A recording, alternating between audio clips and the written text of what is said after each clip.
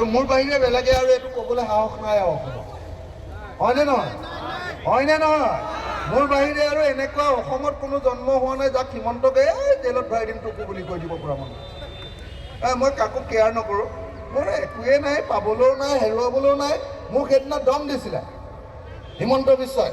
বিধানসভাত বোলে তোৰ উৎপাত বেছি হৈছে আপুনি বুলি কৈছে বাৰু বিধানসভাত আপোনাৰ উৎপাত বেছি হৈছে আপুনি বোলে গোটেই আন্দোলন কৰি মানুহ গুলি খুৱাই মাৰিছে আপোনাৰ কাৰণে মানুহ মৰিবলগীয়া হৈছে এনেকৈ মোক পুৰা দম দিছে এদিনা যোৱা লাষ্ট বিধানসভাত মই বোলো হয় নেকি মই ৰৈহে আছোঁ মোক গালি পাৰি আছে মই ৰৈ আছোঁ মই তেতিয়া সুধিলোঁ ঠিক আছে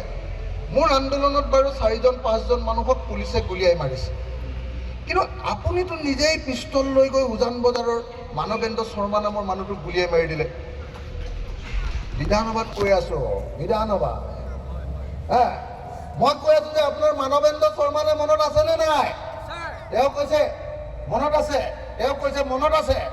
মই ক'লোঁ মানৱেন্দ্ৰ শৰ্মা বোলে মানুহজনক আপুনি কিয় মাৰিলে তেওঁ তেতিয়া ভেচ বেছিয়ে দিছে আৰু তেওঁক মই তেনেকৈ ধৰিছোঁ মই কৈছোঁ যে আপুনি মানৱেন্দ্ৰ শৰ্মাক হত্যা কৰি আপুনি জেলত আছিলে 3 মাহ আৰু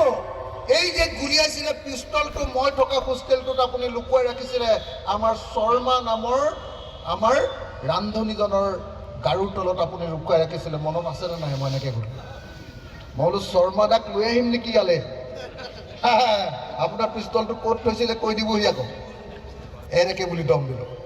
মোৰ বাহিৰে আৰু পৃথিৱীত কোনেও এনেকৈ দম দিব নোৱাৰে